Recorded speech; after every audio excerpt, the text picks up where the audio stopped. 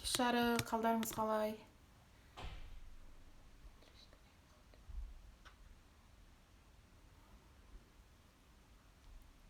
Бүгінгі көңіл күйлеріңіз, сабаққа деген желанияларыңыз қалай? Қазір барлық кіріп алсын, 5 адам кіріпті.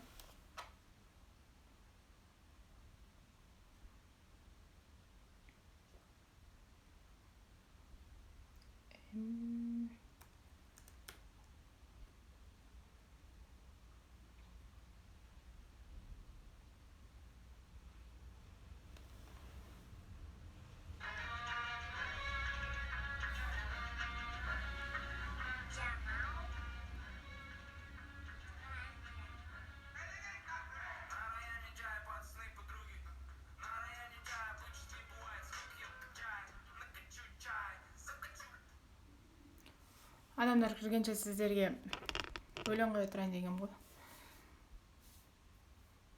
Даусы жоқ. Шығып тұрма даусы, енді қалай?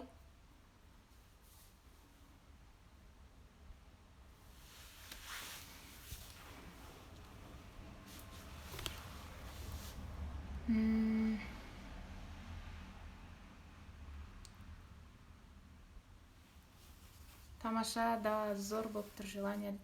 Жарайсыз, Салтанат ханым. Бар ма?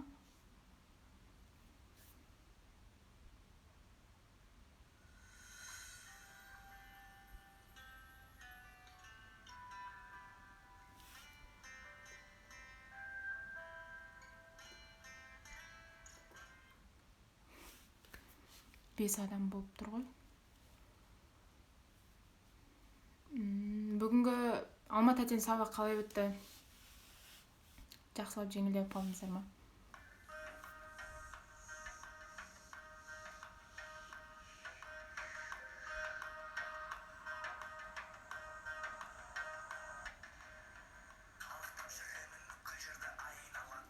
Инстаграмдарыңыз, барлықтарыңыз Инстаграмды қашаннан бері қолданып бастадыңыздар? Бүгінгі сабақ енді Инстаграмға байланысты.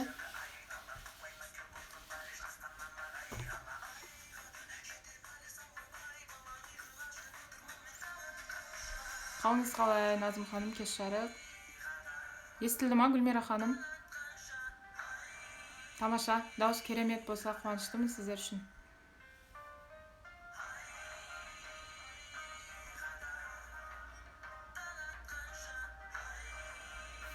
Алтақ адам болды ғой. 20 адамнан 6 адам кіріп отыр. Қазір мен сіздерге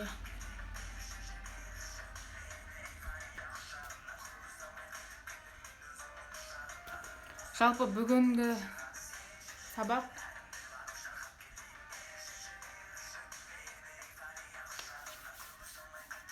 Инстаграмдарыңыз бар болса тамашыл 3-4 жыл. Бір ғана аккаунт ба әлде 2 аккаунт, 3 аккаунттарыңыз бар ма?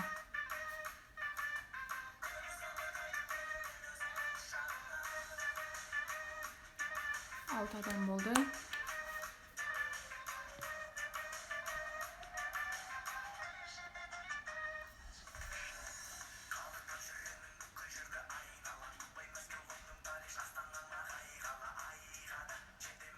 Бір аккаунт. Тамаша, 1 жыл болды ма аккаунттарыңызға? Ол аккаунттарыңыз жеке өмірлеріңізге қатысты ма, әлде жұмыстарыңызға қатысты ма? Музыканы өшіре салайын. Бұл 6 адам кіріп тұр. Біреу ма? Біреу болса тамаша. Оның ішінде енді қараңыздар. Сіздер бір аккаунттарыңыз бар. Оған жеке өмірлеріңізді де саласыздар, және жұмыстарыңызды да саласыздар. Араласып кеткен, дұрыс па? Аралас дейді. Ол енді көп оқырманды, қалай айтсам болады, сіздің кім екеніңізді білгенмен, бірақ сіздің арасында өзіңіздің отбасылық жеке өміріңіздің суреттері жүрсе, сонымен қоса жаңағы бизнесіңізде араласып кетсе, ол былайша айтқанда каша болады. Адамдар қарауға ерінеді. Мысалы, біреуіңіз косметологиямен айналысасыздар, біреуіңіз врачсыздар, мысалы, сол олар енді бір ішінен көріп өздеріне мағлұмат алысы келеді да, алып келе жатқан кезде, бірақ қалай айтсам болады, сіздердің жеке өмірлеріңіз араласып кеткен ішінде, жаңағы солай шатасып кеткен, сосын адамдар, оқырмандар шығып кетуі мүмкін. Сол себепті бүгінгі сабақтан айтып қояйын, әрқайсыңызда 2 аккаунт болғаны жөн. Сәлеметсіз бе, Айгүл ханым, қателеспесем, иә? 2 аккаунттан болады. Енді бизнестеріңізге бір бөлек аккаунт, жұмыс парақшаларыңыз біреу болады, және жеке өмірлеріңізге біреу. 2 парақша арнайтын боласыздар. Жайлап мен өзімді таныстыра берейін. 8 адам кіріпті, қалғандары кіріп көріп жатар. Прямой эфир сақталынады, себебі уақытты созбай қойын. Барлығын айтып біршама түсіндірем. Одан кейін барлығы материалдар видео ретінде сіздерге чатқа, WhatsAppқа жіберем. Себебі ол сіздерде сақталып тұрады, түсінбеген жерлеріңізді қайта-қайта көруге ыңғайлы болады. Сол себепті барлық материалдарды WhatsAppқа жіберемін. Бүгін енді біршама таныстырып, сіздермен кетейін. Жалпы таныстық дегеніміздің өзі өте жақсы, таныстық жетістікке жетелейді. Сол себепті мен бірінші өзімді таныстырып өтсем. Есімім Дана Борантайқызы, осы салада маманымын. Осы салада маман ретінде жүргеніме 9 ай болды. Бірақ Инстаграмды қолданғаныма 5 жыл болды. 2015 жылдан бастап Инстаграмды қолданамын. Енді бүгінгі бірінші сабағымызға келетін болсақ, негізі қолдарыңызға ручка мен дәптер бар деп ойлаймын барлықтарыңыздың. Енді мен оны айтпаппын, бірақ дегенмен де WhatsAppқа, группаға жіберілетін болады. Сол жерден де қарап, өздеріңіз көріп, міндетті түрде жазыңыздар. Себебі жазсаңыздар естеріңізде қалады, жазбасаңыздар ол естеріңізден шығып кетеді, былайша айтқанда ауаға ұшып кетеді. Бүгінгі бірінші күн ол парақшаны сауатты реттеу, әрлеу болып табылады. Парақшаны сауатты реттеу, әрлеу болып табылады. Енді былайша айтқанда, Инстаграмды кез келген адам көрген кезде, барлық жерде сондай ғой, егер 2 магазин тұрса, біреуі өте әрленген, жаңағы қалай айтсам, ремонт жасалынған, ал екінші магазинде ремонт жоқ, дымы жоқ, өте ескі құсқы есікпен, тереземен тұрса, сіздер міндетті түрде барып жаңа ремонт жасалғанына барып кіресіздер, дұрыс па? Сол сияқты сіздердің де аккаунттарыңызға міндетті түрде адамдар кірген кезде бірінші сырт көрінісіне қарайды. Яғни ол аккаунттарыңыз дұрыс па, дұрыс емес па, әдемі ме, әдемі емес па, соған қарап жұмыстарыңызды бағалау мүмкін. Енді сіздер бұл маман болмасаңыздар да өз салаларыңыздың маманысыздар, дегенмен сонда да ол былайша айтқанда сіздерді көп адамның көруіне өз ықпалын тигізеді. Мысалы, магазинге де сондай ғой, кірген кезде сыртқы бейнесіне қарап кіреміз, адамды қабылдағанда да солай қабылдайды. Киген киіміне қарап барлығы қарсы алады ғой. Жұлым-жұлым болып тұрса, ешкім онымен сөйлеспеуі мүмкін, қорқып, ой, мынау қандай адам деген сияқты. Сол сияқты Инстаграм аккаунттарыңыз да сондай болып табылады. Бұған енді парақшаны сауатты реттеу, әрлеуге бүгін өтетін сабақ бұл аватаркасы, логин, профиль шапка, подписки бөлімі, сонымен қатар ссылка қою, міндетті түрде одан кейін бизнес аккаунтқа ауыстырасыздар. Бизнес аккаунтқа ауыспаған болса, аккаунттарыңыз және де highlights деп аталынады. Бұл highlights дегеніміз мәңгілік сторис обложкасы болып, қаптамасы болып табылады. Неге адамдар аз болып тұр?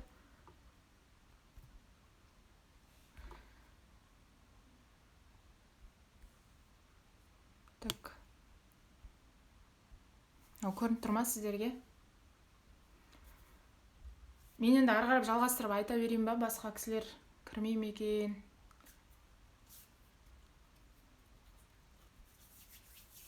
жиырма бір 00 деп неге жазып жіберген едім WhatsAppқа жаңа. Жарайды, жайлап тағы да өтіп таныстыра берейік. Ары қарап сұрақтарыңыз болса қоясыздар, және WhatsAppқа барлығын жіберетін болам. Бүгінгі енді парақшаны әрлеуге кіретін, біз қай жерін әрлейміз? Ең бірінші бұған жаңа айта кеткенімде маңыздыларын айттым сізге. Адамды ең басты назарда ұстайтын, әсер ететін бұл адамның суреті. Аватарка деп аталынады бұл Инстаграм тілінде. Аватарка бұл сіздердің фотоларыңыз, қойып тұрған стрелкамен көрсетіп қоям. фотоларыңыз болып табылады. Екіншісі логиндарыңыз Дана Борантайқызы деген логин. Одан кейін профиль шапкаларыңызға сіздер туралы ақпараттар. Жалпы былайша айтқанда қазіргі түсінікті тілде айтқанда резюме ғой бұл. Бұл сіздердің резюмелеріңіз. Одан кейін подписки бөлімі, мына жерде көрсеңіздер подписки 383 деп тұр. Сол бөлім және де ссылка қою, Instagram ссылкасы, YouTube каналының ссылкасы немесе Telegram ссылкасы болып табылады. Және де мәңгілік сторис, сіздер сторис салып отырасыздар, бірақ ол 24 сағатта өшіп кетеді. 24 сағатта өшіп кеткендіктен сіздердің күнделікті өмірлеріңіз салып отыратын нәрсе ғой негізі. Кейінгі сізге қосылып жатқан оқырмандар оны көрмеуі мүмкін. Сіздің алдыңға жасалған жұмыстарыңызды, сіз кімсіз жалпы, соны нақты түрде көрсететін бұл мәңгілік сторис деп аталынады. Мына жерде көрсеңіздер дөңгелек барлығы. Сол жерге өздеріңіздің қалауларыңыз бойынша барлық информацияларды, ақпаратты сала аласыздар.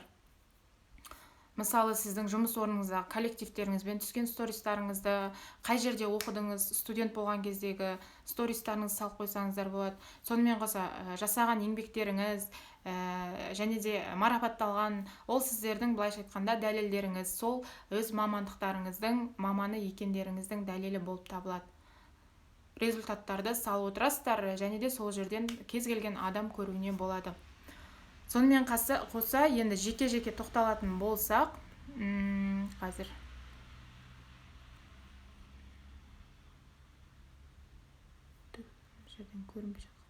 міне аватар, жаңа айта кеткенімдей, бұл ең басты назарды аударады. Аватар ол сіздердің Инстаграмдағы басты суреттеріңіз. Ол суретте міндетті түрде жалғыз және жақыннан анық түскен фотоларыңыз болуы қажет. Отбасымен, коллективпен, подругалармен түскен сурет жарамайды. Сонымен қоса болмайтын мәні мағынасы картинкалар қойып қояды кейбір кісілер. Ол да жарамайды, өйткені ол сіздің кім екеніңізді халық сол бірінші суретіңізге қарайды. Суретіңізге қарап, сіз жалпы бар адам екенсіз, тірі адам екенсіз, соған қарап қабылдайтын болады, кіретін болады. Және де ол фотода күліп түскен, әдемі, жарық фотоларыңыз болғаны жөн. Адамды фотоның өзі тартады. Сол себепті бұны назардан тыс қалдырмаңыздар. Екіншісі логиндарыңыз өте түсінікті, қысқадан нұсқа, сонымен қатар есте сақтауға жеңіл болуы қажет. Себебі қазір информация көп болғандықтан барлық адамдар оңай нәрсеге тез жүгіреді. Оңай нәрсені қағып алғысы келеді, оңай нәрсені ұғып алғысы келеді. Оңай нәрсе себебі адамның миында жақсы сақталынады. Және де сонымен қоса логиніңіз сіздің нақты кім екеніңізді білдіруі қажет. Мысалы, бұрынғы таңда көбісі былай болып кеткен, милашка, official, кейбіреулер қазақ, кейбіреулері тағы қалай көп атпен сақтап қояды ғой. Мысалы, боксер 008 деп бірдеңе солай сақтап қояды. Мысалы, ер адамдар, балалар, әйел адамдар қаншайым деп сақтап қояды да. Ол қаншайым екен түсінікті, бірақ сіздің аты жөніңіз, затыңыз жоқ. Ол қандай қаншайым, ол түсініксіз болып табылады. Сол себепті негізгі қазіргі Инстаграмның сұранысы бойынша аты жөндеріңіз жазылған дұрыс. Мысалы, менде Дана Борантайқызыма, мен кіммін? Мен Дана Борантайқызымын. Как немедегі удостоверениеде қалай жазылады, типа солай ғой, удостоверениеде аты жөніміз нақты жазылады ғой, сол сияқты аты жөндеріңіз нақты жазылғаны және оңайлау болғанда дұрыс. Сонымен қоса цифрлар, сандарды қойып тастамаңыздар. Фото қатты рөл ойнайды. Логотип ол сіздердің бизнестеріңізге, ал жеке аккаунтта ол тек өздеріңіздің суреттеріңіз тұрған жөн. Ал бизнес аккаунт, екінші бір аккаунттарыңызда, ол салаларыңыздың, жұмыстарыңыздың аккаунты, ол жерде міндетті түрде логотип болғаны жөн. Логотип болғанда аты жөнімен нақты көрсетілген дұрыс. Мысалы, Меруерт тәтені барлықтарыңыз танисыздар ғой. Меруерт тәтеде Меру клиник деп көрсетіліп тұр. Жазумен нақты көрген адам бірінші қарайды, Меру деген клиника екен ғой, аты Меру екен ғой, мынау значит клиника екен ғой деп сразу несінен авасынан біле береді. Сол сияқты анық, айқын жазылған және де темный емес, ашық түстес, жарық түстес болған жақсы. Себебі адамдардың психологиясына солай әсер етеді, солай тартады жарық түстер. Және де себеп бөлімінде сіз оқырмандарға не бере аласыз. Сонымен қоса немен айналысасыз, сізден олар не үшін оқу қажет, соны жазып қойғандарыңыз дұрыс. Себебі қазір көпшілігі былай ойлайды да, мен 2 баланың анасымын, мен болашақ 5 баланың анасымын, болашақ алтын алқа иегерімін деп жазып қояды да, ол болашақтарыңыз керек емес. Қазіргі таңда сіздер не бересіздер? Мысалы, дәрігерсіздер ма? Дәрігер, мен осынша жылғы стажым бар. Нақты айту керексіздер, және ерекшеліктеріңіз жазылып тұру қажет. Ол былайша айтқанда сіздердің жаңа айтқан кеткенде резюмелеріңіз, резюмелеріңіз болып табылады ғой. Нақты немен айналысасыздар, қанша жылда жаңа еңбек еткенсіздер, қанша жыл осы салада, адамдарға қандай пайда, көмек тигізе аласыздар, соны бергендеріңіз дұрыс. Сонымен қоса ссылка қою, бұл ссылка сізбен тікелей байланыстың бір құралы, тез жолы деп айтсақ та болады. Яғни сіздерге көпшілік адамдар сұрауы мүмкін, сіздің аккаунтыңызды көрді, парақшаңызға кірді, енді сізден сұрайтын сұрақтары бар, немесе сіздің услугаңызды алғысы келеді. Мысалы, сіз врач болсаңыз, сізден жаңа кеңестер алғысы келеді. Сұрақтар болса, олар номер жазып қойсаңыздар, номерді теріп отырмайды. Қазір барлығы оңай болғандықтан адамдар оңай нәрсеге жүгінген, қиын нәрселерді былай теріп отырып нәрселерді жасағысы келмейді. Сол себепті ссылка міндетті түрде роль ойнайды. WhatsApp-тың ссылкасын сразу сол жерге қойып қоясыздар, оның барлығын видеода жіберем, және де сол арқылы сіздерге сразу прямой WhatsApp-тарыңызға шыға береді. Жалпы барлығын айтып болдым ғой деймін. Ендігі тақырып highlights деп аталынады. Бұл highlights жаңа айта кеткендей мәңгілік stories қаптамасы, неден көрдіңіздер ғой басында. Сол жерде көрсетілген, себебі оның ішіне әртүрлі формат, әртүрлі суреттер салынады. Әртүрлі суреттердің бұл былайша айтқанда бетін жауып не екенін, ол дөңгелектің ішінде жалпы ол қалайтсам болады. Соның ішінде не салынғандығы, ол рядтың ішінде не салынғандығы жайлы сіздерге сразу көрсетіп тұратын қаптама, обложка деп аталынады ғой былайша айтқанда. Бір жағынан ол әдемі, бір-біріне үйлесімді болған жағдайда адамды, оқырманды өзіне тез тартады. Сауатты әрленген, айтып жатырмын ғой, аккаунт кез келген адамды өзіне тартады. Егер ол сауатсыз болса, жаңағы айтқандай сразу магазинге кірмей кетіп қалады адамдар, қойшы ана магазинге барайын. Сол сияқты басқа адамға кетіп қалуы мүмкін. Сол сияқты жаңағы сторияларыңызға өздеріңіз жаңа атын жазып сақтап қоясыздар. Мысалы, отбасыларыңызға арнап, біреу арнап қоясыздар. Жұмыс орындарыңызға арнап, өздеріңіз білесіздер, саяхатқа шықсаңыздар, саяхаттарыңызға арнап, оның бәрі халыққа көрсетіліп тұру қажет. Ол жалпы сіз жайлы информацияны толық сол жерден алады, ол сақталып тұра береді. Және үстіне қоса бересіздер күнделікті стористарыңызды түсіріп. Мына жерде енді екі программа арқылы жасайсыздар, ол highlights'ты, Pinterest және Story Art деген программа. Оның барлығы видеосын дайындап қойдым, сіздерге қазір WhatsApp-қа жіберем, тағы да бір рет қайталап алып, сол арқылы Pinterest пен Story Art-тың негізі екеуін де пайдаланып практиковать етіп көрген жөн, себебі біліп жүресіздер, екеуі қайсысы өзіңізге ұнайды, соның біреуінен алып жасап шығасыздар. Подписки бөлімінде қараңыздар, көпшілік адамдарда мынандай, көпшілік адамдар жаңағыдай конкурстарға қатысады, біреулердің, жұлдыздардың, немесе нелер бар ғой, блогерлер қазір көп конкурс жасап жатыр, сыйлық берем, 200 мың берем, телефон берем, iPhone берем. Соған жазып алады да, подписки бөлімі 5 мың, 6 мың адамға дейін барады. Ол ең алдымен сіздің уақытыңызды алады. Неге? Себебі сіз Инстаграмға кіріп қалған кезде сол 5 мың, 6 мың адамға сіз тіркеліп аласыз, солардың информациялары сіздерге шыға береді.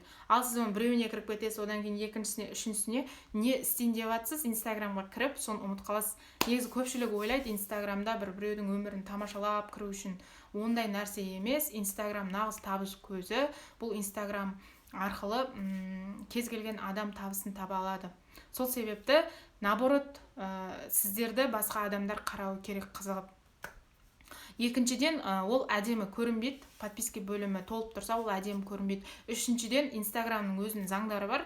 Сіз қанша көп адамға жазылбасаңыз, сізді неактивный екен деп ойлайды да. Сол себепті өзіңіздің жаңа ахватыңыз, қаралым саныңыз, көрінбей қалады, төмен түсіп жатасыз, көп адам сізді көре алмайтын болады.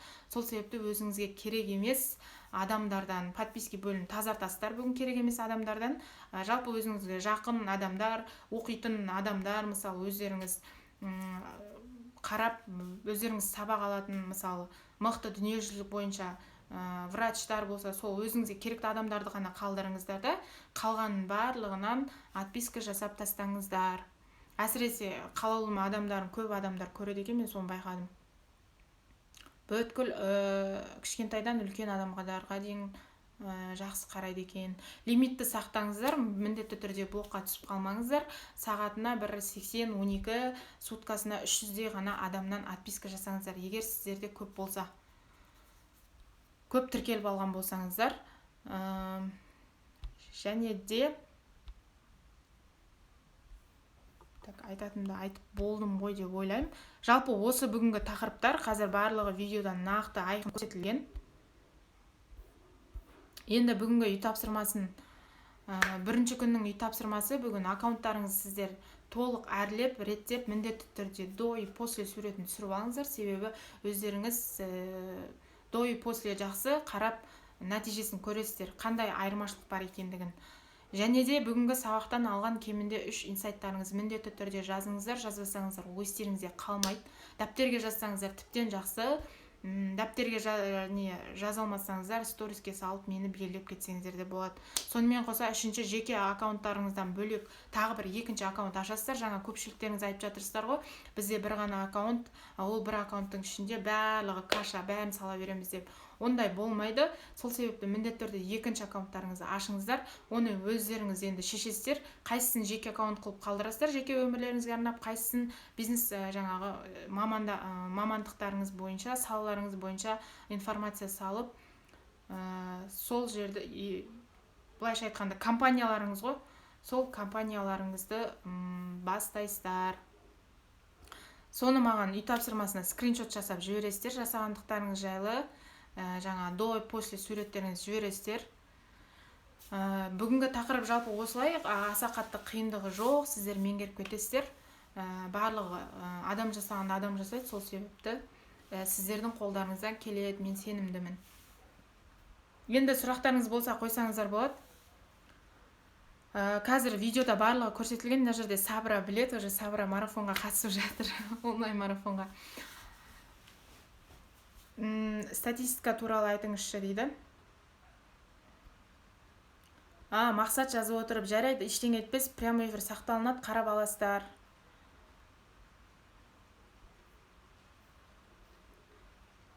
Статистикасын сол настройкадан өздеріңіз кіріп көресіздер. Алдағы уақытта айтам, қалай подписчик жинап, қалай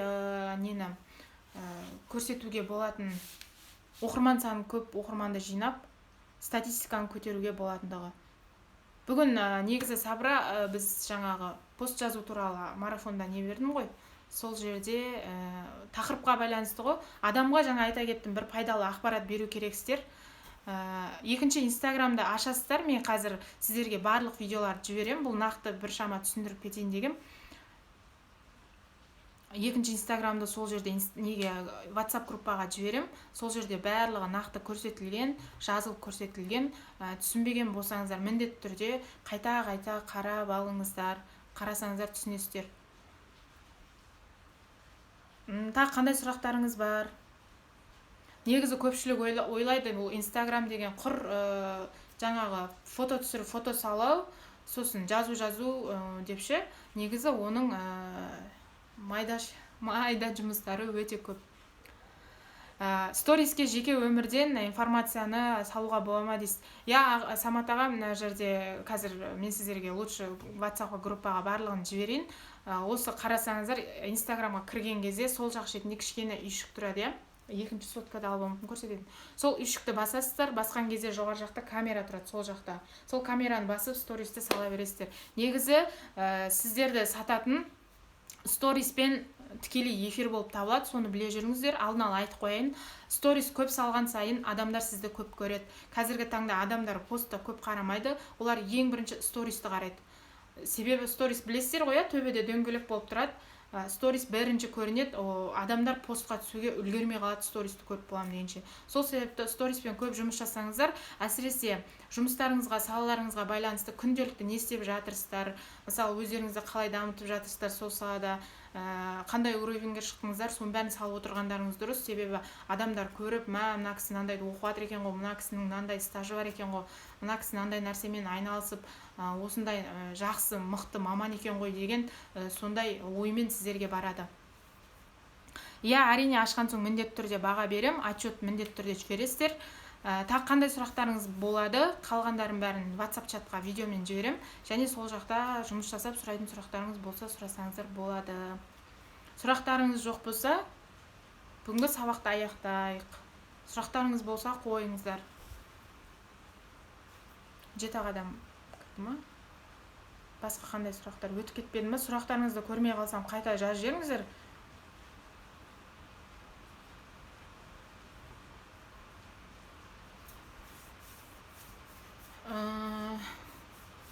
Жалпы онда жақсы, қайырлы түн, түндеріңізге тыныштық берсін. Жақсы ниетпен, жақсы желаниямен бүгінгі тапсырманы, сабақты түсінуге тілектеспін. Тапсырмаларды күтетін болам сіздерден. Сұлу Алиева, Сұлу ханым, сәлеметсіз бе? Сұрағыңыз бар болса қоя кетіңіз. Стористі жаңа қазір мен сіздерге видео түсіріп жіберем. Телефондарыңызды былай ашқан бойда, мына жерде үйшік тұрады ғой, телефонды алып алмаппын, мен жаңа Алматы Теңкім алуым керек еді. Соны басасыздар, басқан кезде жоғарыда камера тұрады. Камераны бассаңыздар, сразу сториске прямой түсіре берсеңіздер болады. Немесе галереяны, мына жақта галереядан таңдап қоя берсеңіздер болады, фотоларды, видеоларды барлығын.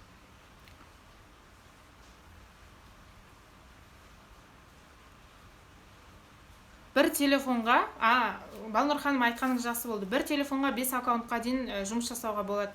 5 аккаунт аша аласыздар, бір телефонда 5 аккаунтқа дейін тұрады. 5 аккаунтпен жұмыс жасай беруге болады. Жақсы. Қазір мен сіздерге лучше видеоларды жіберейін. Подписчик ол сіздерді негізі подписчик сіздерді өздері оқып көбейген дұрыс. Алдағы уақыттан қалай көбейту жолдарында айтатын болам. Бүгінгі тапсырмаларды жақсылап түсініп алыңыздар, жақсылап қарап алыңыздар. Мен қазір онда сіздерге уақытты созбайын, босқа видеоларды жіберейін группаға. Сол жерден сұрақтарыңыз болса қоя кетесіздер. Жақсы, сау болыңыздар. Енді ертең емес, арғы күні жолыққанша барлықтарыңызға сәттілік тілеймін. Барлығы сіздердің қолдарыңыздан келеді. Заманауи адам болып шығасыздар. Прямой эфир сақталынады, қалған кісілер сол жерден көріп жатар. Жарайды, қайырлы түн.